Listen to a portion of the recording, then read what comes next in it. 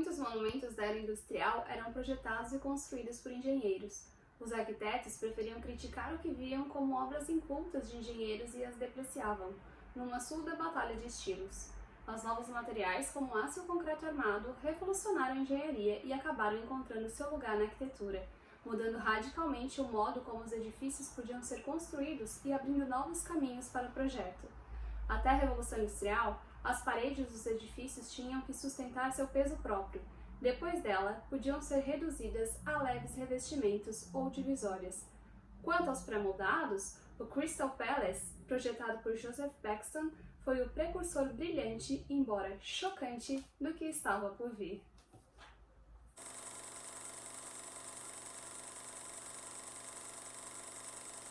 Olá! Você sabe o que a Torre Eiffel, o Pavilhão de Barcelona, a Torre de Seattle têm em comum?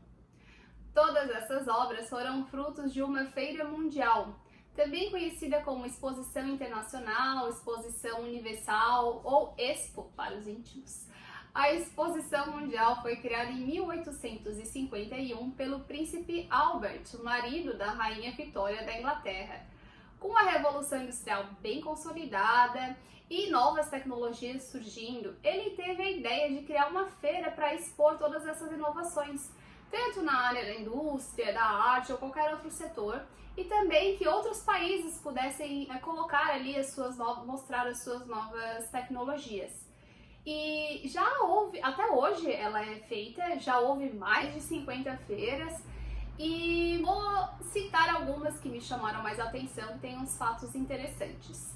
Bom, a primeira então, foi em 1851 no Hyde Park em Londres, e teve como estrela o Palácio de Cristal, que foi um marco tanto para a engenharia quanto para a arquitetura, porque foi a primeira construção pré-moldada da história de vidro e ferro. Ela tinha 564 metros e 92 quilômetros quadrados, era gigantesca. E ela tinha 300 mil vidros laminados, que era um material bem recente na época, e ela foi montada em 5 meses por 5 mil trabalhadores. Depois da feira, ela foi desmontada e montada em outro lugar de Londres, só que em 1936 ela pegou fogo e infelizmente não restou nada. Mas tem um site onde eles recriaram esse pavilhão e dá para fazer um tour 360. Eu achei bem interessante, eu vou deixar o link aqui embaixo para quem também se interessa por essas coisas. E uma curiosidade é que até hoje é o maior edifício de vidro e ferro já construído. Essa feira teve uma curiosidade também, porque ela teve dois notáveis participantes, que foi o Charles Darwin e o Charles Dickens. Aí, em 1855, Napoleão III não quis deixar barato e quis levar a feira para Paris para ser ainda mais grandiosa do que a de Londres. Ele já estava com o plano Haussmann em execução para fazer toda aquela modernização da cidade de Paris, e então ele levou a feira para Champs-Élysées. Nessa feira, quem participou também da comissão organizadora foi os pintores Ingres e Delacroix, que expuseram suas obras nela também.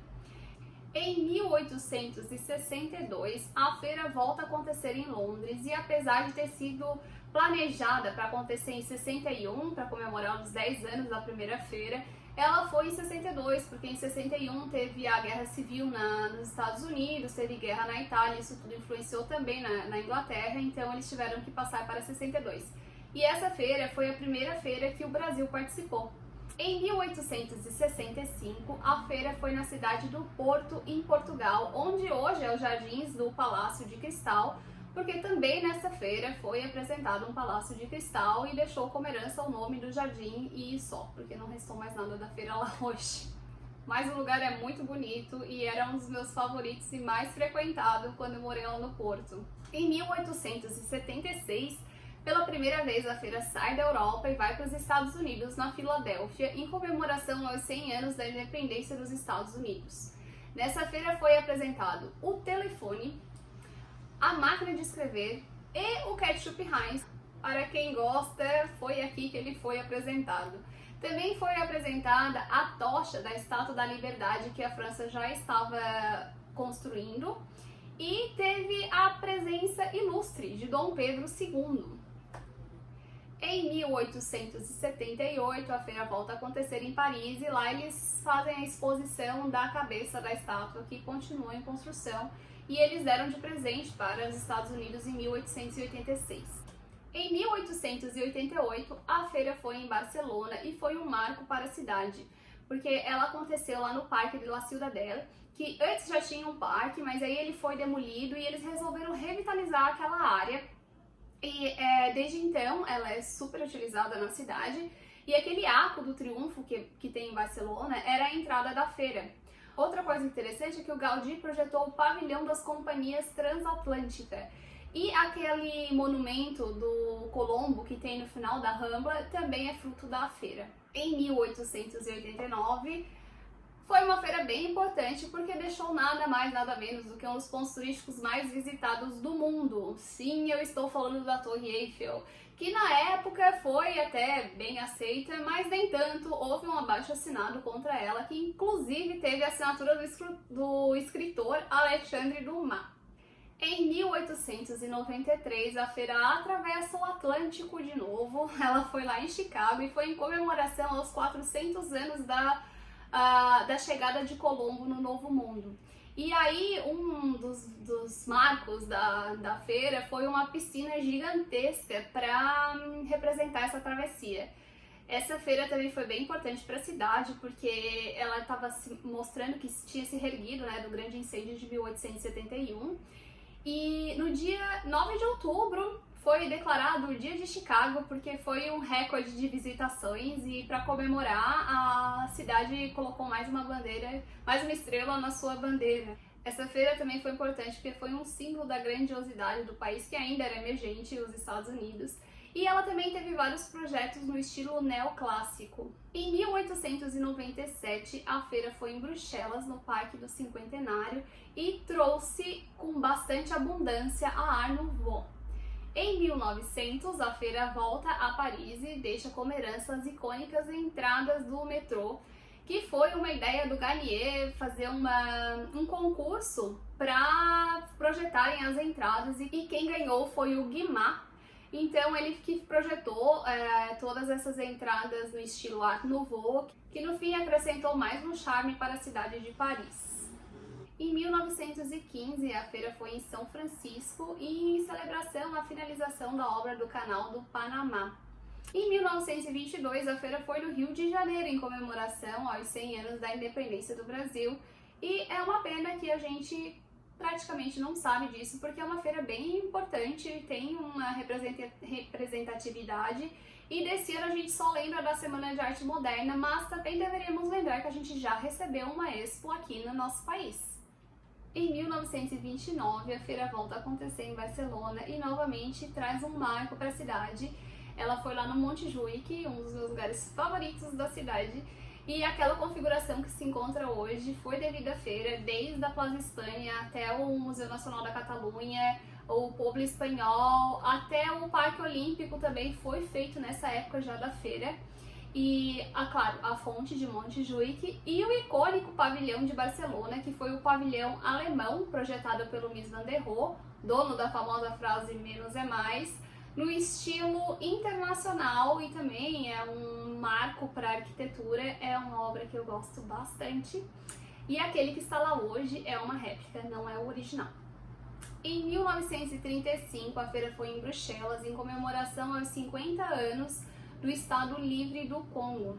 Nessa feira já teve bastante arte déco e foi uma porta de entrada para o pintor René Magritte ganhar fama e mostrar o seu trabalho.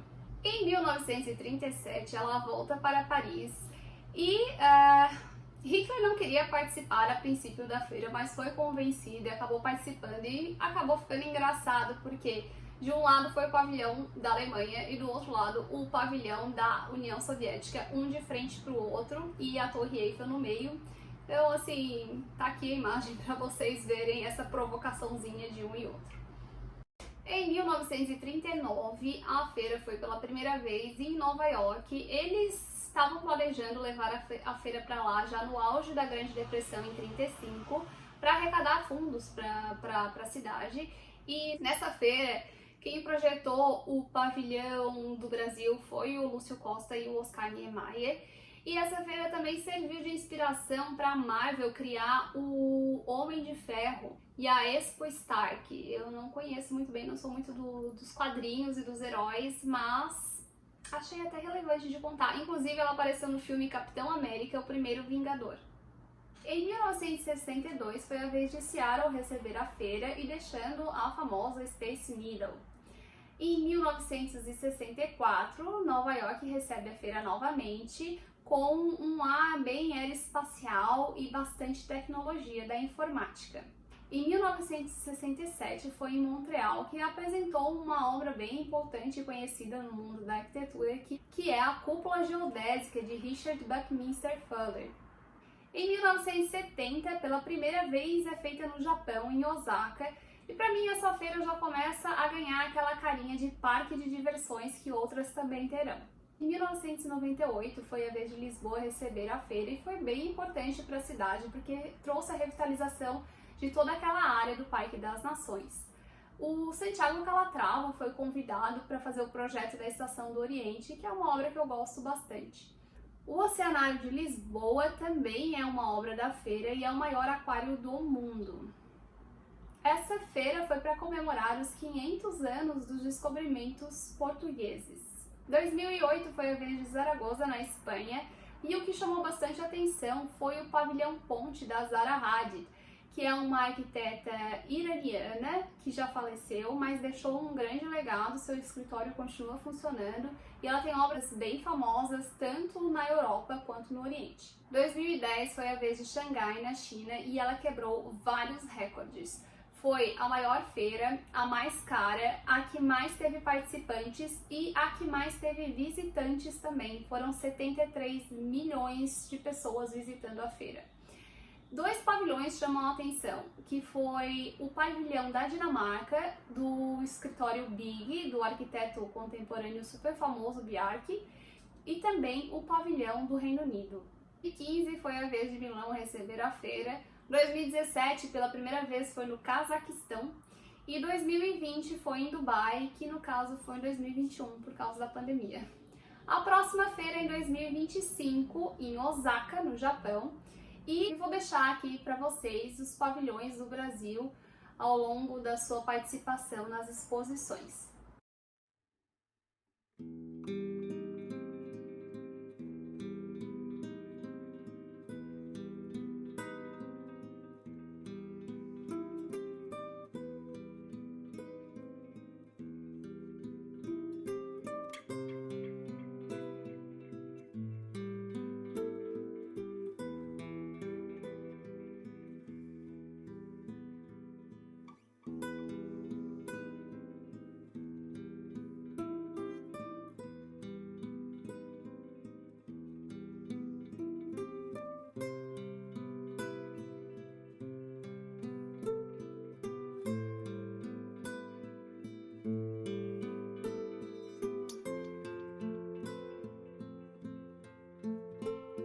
E se você gostou, curte e se inscreve no canal para acompanhar os próximos vídeos.